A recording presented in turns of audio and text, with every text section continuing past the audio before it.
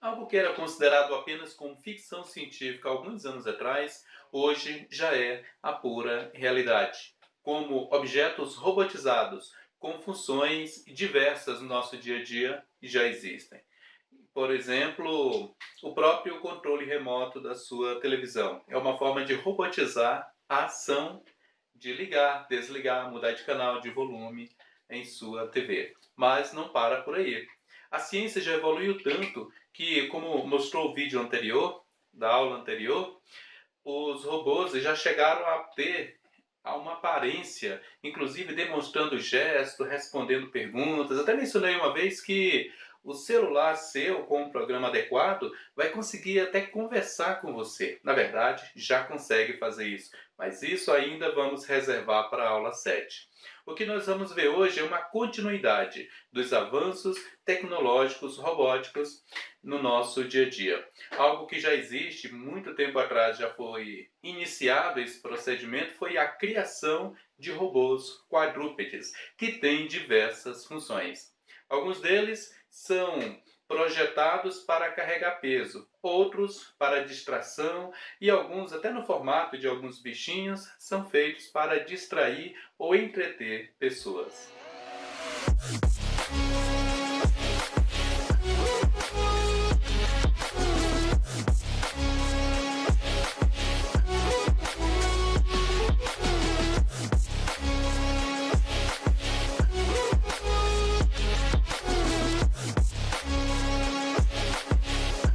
Mas o que mais o futuro nos reserva com respeito aos avanços tecnológicos?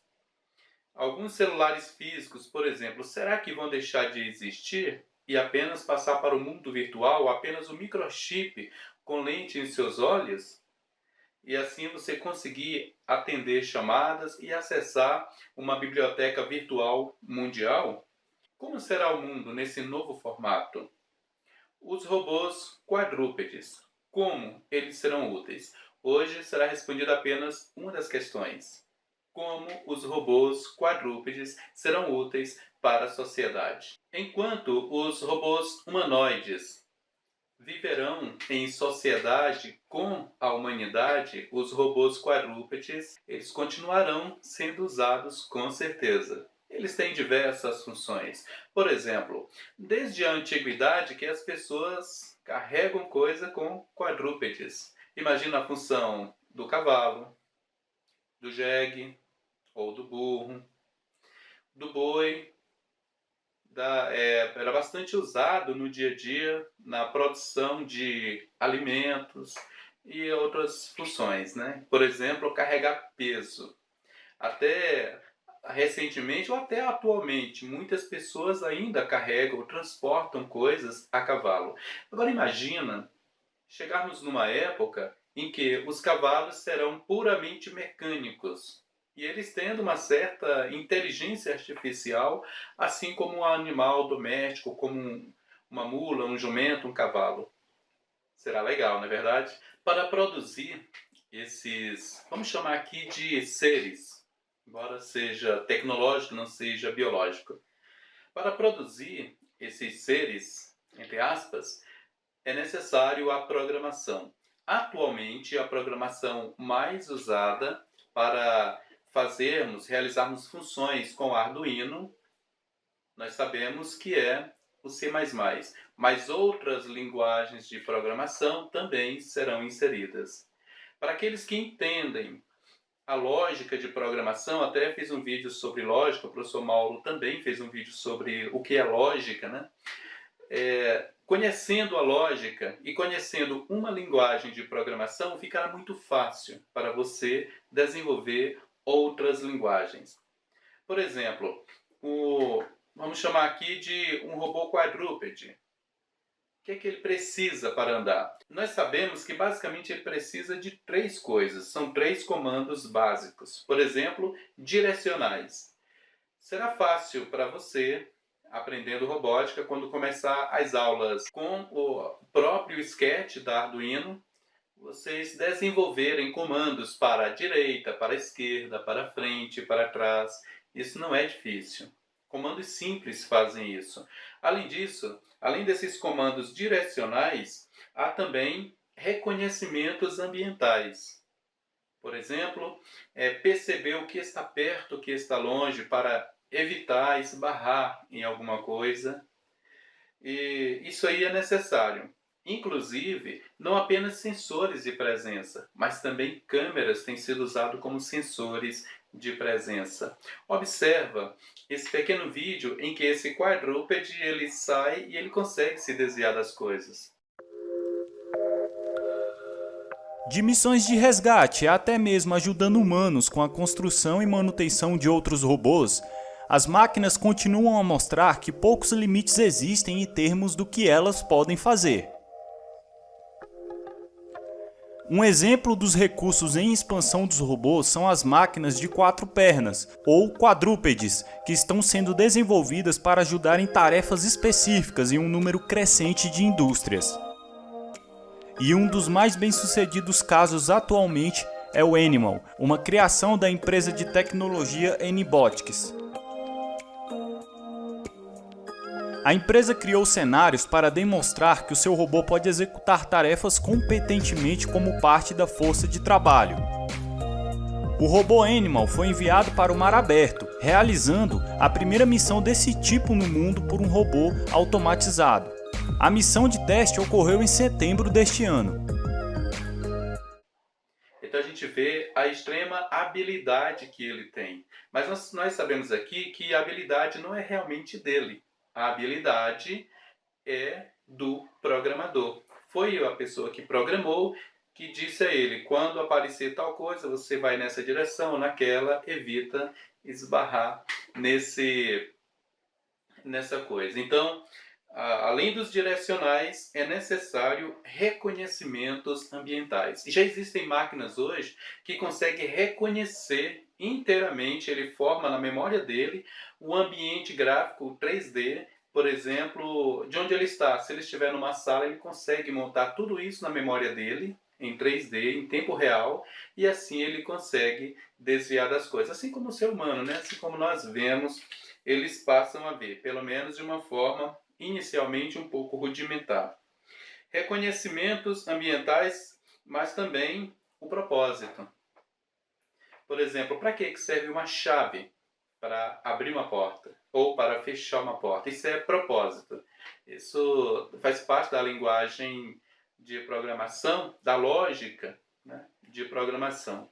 Ter um propósito. Então, qual o propósito de uma certa máquina? É fazer buraco? Ela vai fazer buraco.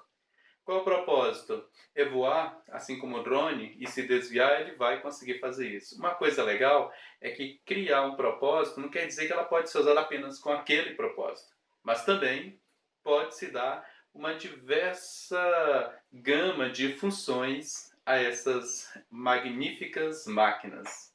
Elas não precisarão ter uma inteligência artificial, assim como os humanoides, que são atraentes pela forma de demonstrarem uma suposta empatia, por sorrir, por falar, por responder. Esses não precisam ser tão avançados nesse sentido, mas precisam executar as suas funções. Por isso que é muito importante. Imagina que uma mesa dessa aqui, que está atrás de mim, eu tivesse enjoado de deixar ela aqui, eu quero mudar ela de lado. Simplesmente insiro um comando e ela muda de lado. É semelhante a isso. Então nós vamos falar aqui um pouquinho agora sobre algumas coisas. Uma coisa que tanto nos humanoides como nos quadrúpedes é importante é o equilíbrio. Porque se não tiver equilíbrio, cai e não vai conseguir executar a sua função. Outra coisa é a autonomia. Observa o que essas pessoas vão fazer com essas máquinas agora. Eles estão tentando derrubar, mas não conseguem. Por quê? Porque ele já tem mecanismo que mantém ele em pé. Ali sobre suas 4 patas ou garras, né, ele consegue se manter em pé. Não importa a superfície, mas ele consegue. Então ele tem autonomia, uma certa inteligência artificial para poder se manter de pé. Agora eu vou mostrar para vocês algumas das empresas que produzem essas máquinas magníficas. Vai ficar passando na tela algumas dessas empresas que investem muito em tecnologias há 10 anos ou até mesmo mais tempo.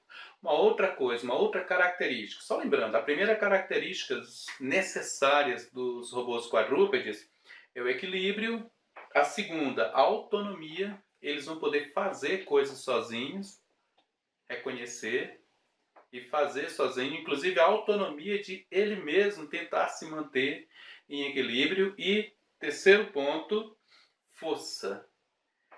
Para que serve um carro? Para transportar pessoas ou objetos. Então não adiantaria nada um carro ser tão elegante se ele não conseguisse exercer uma função útil para nós, né? Então a força. A gente sabe que até mesmo muitos desses equipamentos, dessas máquinas, foram criadas com o intuito de guerra, de levar mantimentos, levar bomba, levar armamento, mas também são usados para o bem. Imagina o bem que poderia ser, ou poderá ser, para o corpo de bombeiro, uma máquina que ele supera o fogo e consegue passar. Chegando lá, pega alguém, coloca numa área protegida e sai. Talvez até por fora do prédio, mas protegendo a pessoa que ele está carregando. Então, as possibilidades são inúmeras. E uma outra coisa sobre esse tipo de máquina, esse tipo de robô, é com respeito aos motores. Talvez pense, mas requer muita bateria. Talvez uma bateria carregada por 6 horas só vai durar 2 horas. Mas existem também, acompanhando o estudo de motores com bateria, também motores. Observa esse vídeo. Aqui nós estamos vendo motores a combustão, que pode ser álcool, gasolina. Consegue ouvir o barulho do motor? Esse é o robô mais veloz do mundo.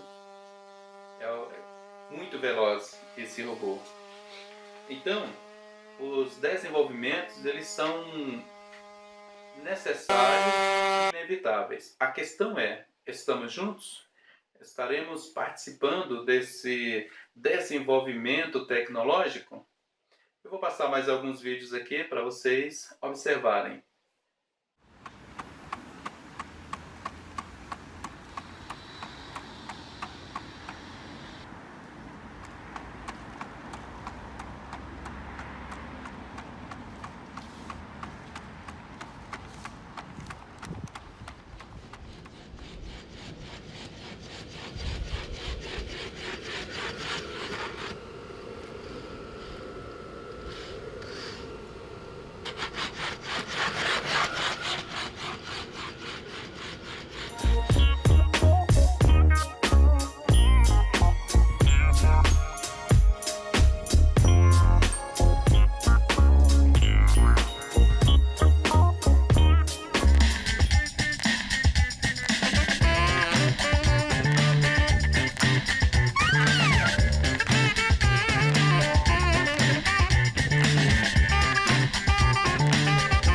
Pernas foi desenvolvido para pesquisa no aprendizado da locomoção. Os cientistas usam Light Dog para investigar as relações entre aprendizagem motora, controle dinâmico e percepção do ambiente em locomoção em terrenos acidentados.